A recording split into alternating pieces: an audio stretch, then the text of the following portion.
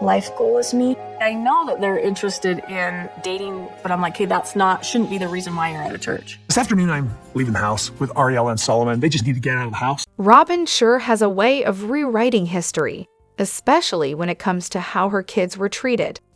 It's almost impressive how she's managed to spin the story into one where her children were somehow bullied and excluded, when the reality couldn't be further from that. Her kids were 10, 8, and 6 when she spiritually married Kody, and in every family gathering, they were front and center, playing, hugging, exchanging gifts, the whole picture-perfect scene. There was one episode where one of her boys hit one of her girls, but that's just part of being a family, right? That's how kids interact. Rough and tumble, mixed with love and laughter. That's the reality, but Robyn's version? It's a victim narrative she's desperately pushing. The real kicker here is how she's manipulated her own kids into believing this rewritten version of their family dynamic. It's like she's convinced them that she and Kody are the ultimate victims, and that their actions are somehow justified by this new history. But it's all smoke and mirrors. Robyn's got her kids believing her own delusional spin. Then there's Kody, who's clearly feeding into Robyn's insecurities. He's the perfect enabler. Instead of taking responsibility for his decisions, he loves to point fingers at everyone else. If Robyn bothered to actually have a conversation with the other wives and kids, she'd quickly learn that the decisions Kody makes are his own. But that's not part of the narrative she wants to accept. It's not hard to see why the other wives didn't exactly roll out the welcome mat for Robyn. But of course, misery loves company, so Robyn dragged her kids into the mix, making sure they felt the same way she did.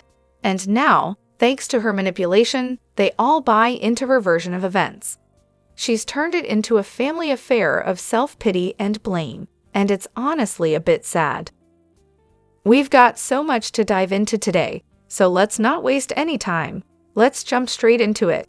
Hey everyone, what's up? It's Elena here, and welcome back to my channel Reality Nexus X. Janelle walked out of the PMS discussion with the Colliers, probably trying to keep her cool while Kody, in his usual flawless display of empathy, mockingly whined, "I'm not a bad husband. I'm not a bad guy." He even went so far as to say, "I was starting to blame myself."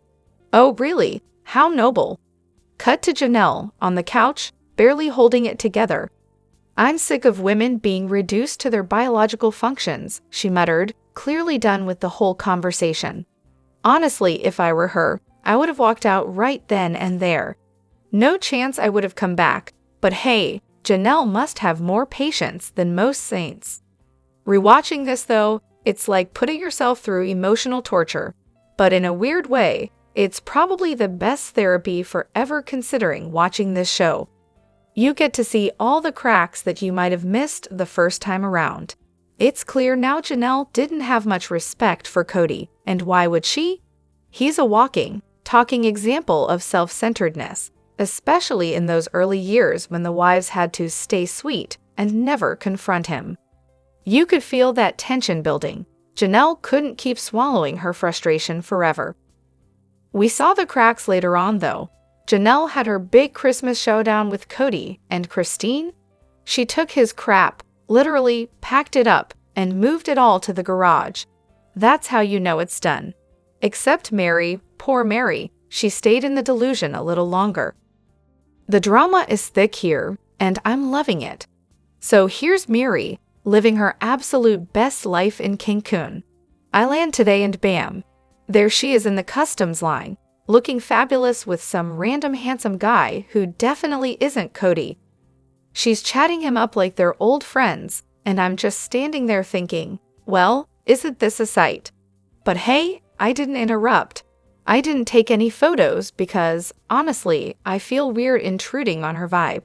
She looked happy, glowing, and like she was soaking up every second of her tropical escape.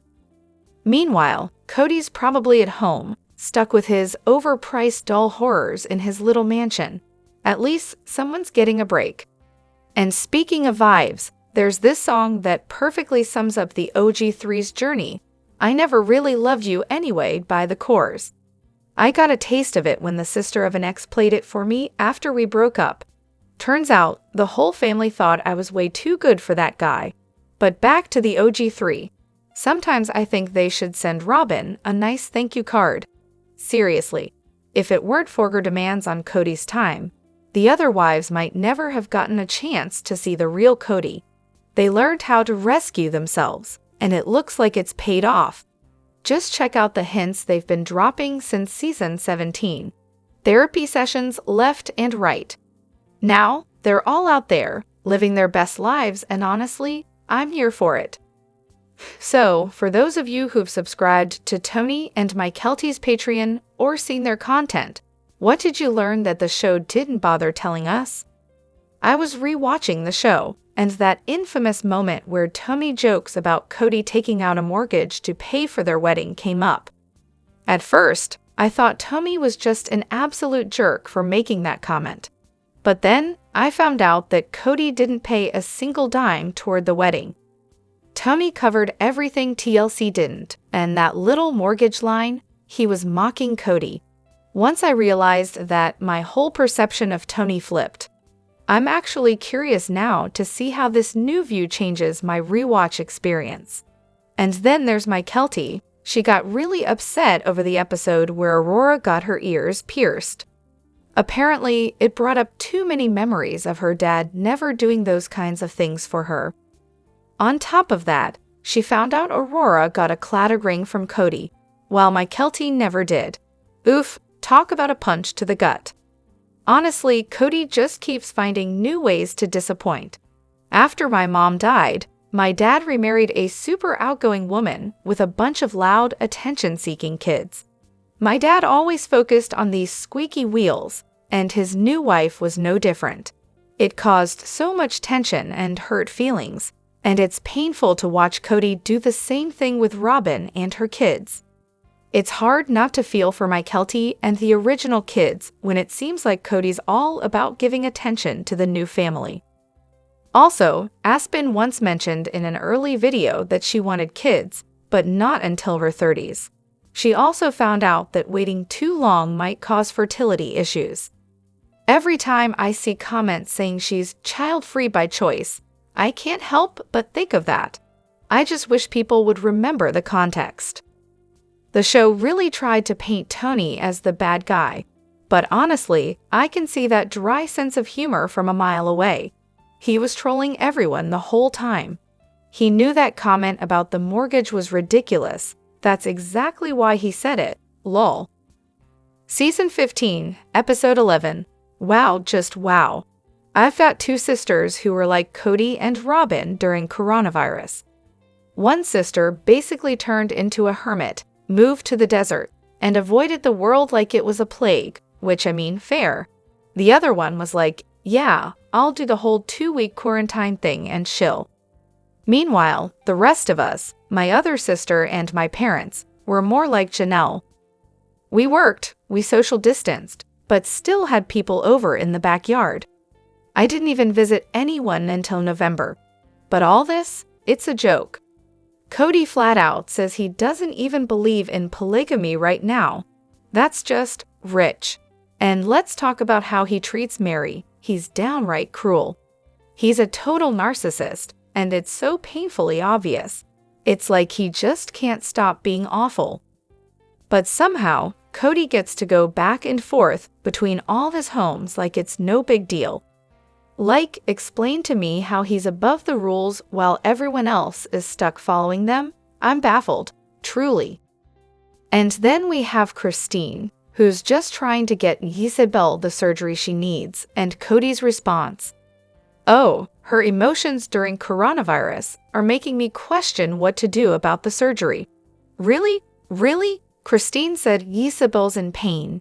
They've waited 5 months for insurance to clear. And now Kody's somehow going to turn that into her fault. That's beyond cruel. How dare he say that in front of her? Honestly, just cruel. And don't even get me started on Janelle. She's over here talking about missing Kody and how they had a flow. Like, the lack of logic in this situation is just staggering. Kody is making decisions. It's his decision. His. This is all him, and his response to Janelle? I think this will spoil her fun. Factual, Kody. She has to be there for Maddie. These moms have other kids to worry about. At this point, the show should have been yanked off the air during coronavirus and just let go. Done. And by the way, they apparently aren't even vaccinated, and they were out and about in Flagstaff during the pandemic. No masks in sight. The whole coronavirus precaution thing just seems like an excuse to pretend to be monogamous. Also, how the hell is Kody Neve wearing a mask? And Robyn too. Wasn't she at higher risk because of her pneumonia history? We were all masking up left and right, and these two? Nada. The stupidity. The absolute stupidity. I just can't. I hate him. So I've been diving deeper into the AUB by watching A and E's Secrets of Polygamy, specifically episode 8, and I have to say, I am honestly floored by what I'm learning. The things they're talking about are downright terrifying, and I'm shocked to discover that the Browns were somehow tied to this mess. If what's being exposed in this show is actually what the Browns were involved with, then it really casts everything in a much darker light for me. Is anyone else watching this episode and feeling equally disgusted? Just how deep into the AUB were the Browns? Let's not beat around the bush. The Browns were cult members. The AUB is absolutely a cult, not some church like they love to call it. Christine? Yeah, she grew up in it. And let me tell you, the documentary doesn't even sugarcoat it. It's as bad as it sounds. For people like Christine and Meri, who were raised in this toxic environment, I can almost convince myself that they didn't know better because of their upbringing. Almost. But for Kody and Janelle, they chose to get involved with a cult that's so deep-rooted in racism, it makes you want to gag. And don't even get me started on the misogyny. That part was never a secret. Hello, wives can't have multiple husbands, but Kody can have as many wives as he wants. But now, hearing about this extra layer of nastiness, just no thanks. For those who didn't know, Mormonism is basically an offshoot of the Freemasons. They've borrowed a lot of their temple rituals straight from them. The only real difference between regular Mormons and the fundamentalists is, of course, the polygamy thing. A lot of people get totally turned off from the religion on their wedding day, by the way, when they see how absolutely cult-like it is. One fun fact, when you go to the temple, you're assigned a secret name that you keep under wraps. Why? So that when you get to the celestial kingdom, because apparently that's where you go when you die, you can use that name to get through the veil and into your divine glory. Yep, it's as weird as it sounds. And let's talk about the reason behind all the polygamy. Joseph Smith? Oh, he found the gold plates in New York, plates that were in this special, reformed Egyptian language, of course, which just so happened to be something he could conveniently translate into the Book of Mormon. Pretty convenient, right? And now they believe they'll become gods when they get to the celestial kingdom. Honestly, it's just one big crock of nonsense. Who do you relate to most in this show? We all find ourselves identifying with someone at different points in time, don't we? So, which character and at what moment in your life do you most relate to? For me, I definitely saw a lot of myself in Christine during seasons 15 to 16. No, I'm not in any way in a similar situation, but that sense of being completely bogged down by the emotional needs of the people around you. Oh yeah, I get that. It's like being trapped in a never-ending emotional tug-of-war with no escape. More recently, though, I find myself connecting with the adult children. They're mourning someone who's been a constant in their lives, someone they loved deeply, and that kind of grief is unlike anything else. Just when you think you've moved on, BM, you're hit with the sting of an unexpected memory or an awkward interaction. It's brutal, really. As for the adults, please, they're just grifters. The only reason I'm even remotely fond of Christine and Janelle is the fact that they make Kody lose his mind. It's honestly the most entertaining thing about them. But if we're talking about real relatability, the OG kids are where it's at. They're the only ones who seem remotely grounded. I mean, they're emotionally intelligent, which is wild considering the adults in their lives are all emotionally stunted, like permanently stuck at age 12. It's downright heartbreaking to see how their father has treated them, especially after they started standing up to him when he mistreated their mothers. They didn't just roll over, and what did they get for it? Complete abandonment. It's honestly tragic. Kody's descent into full-on villainy is honestly jaw-dropping. I mean, I've never liked the guy, but somehow, here I am, glued to this disaster of a train wreck. If I didn't already know the wives eventually leave him, I'd be starting a petition for them to get out ASAP. Seriously, I know we've all talked about this before, but I just can't wrap my head around the fact that these women followed this man across the country for over 20 years. Kody's fall from grace. Oh, that's entirely his own ego at work. It's honestly tragic how many people he's hurt along the way. Back in the day, when there were fewer kids running around, they had more energy and a lot more hope. Kody was a charming salesman, and they bought what he was selling. He was cute, fun, sometimes, and probably knew how to love bomb the heck out of them whenever they showed any resistance. Let's be real. Love, kids, and being financially trapped. That's a cocktail for making some pretty irrational decisions. Every time they moved, Kody spun them a new story about how this fresh start was going to be the one. It was the Browns against the world, and where we go one, we go all. Oh, the drama, the fairy tale illusions. I dated a guy like Kody, and trust me, I was head over heels for a year. Thank God I had money, job skills, and a solid support system to get out. These women didn't have that luxury. They were surrounded by people telling them to stay. Janelle's mom was married to Kody's dad. Bonnie adored him. Meri's dad was tight with Kody's dad.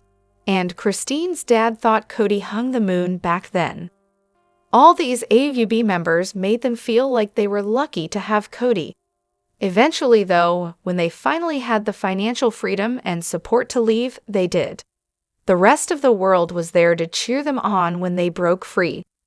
Let me know what you think in the comments. Don't forget to hit that like button and subscribe to my channel. I'll see you in the next video. Take care and much love to you all.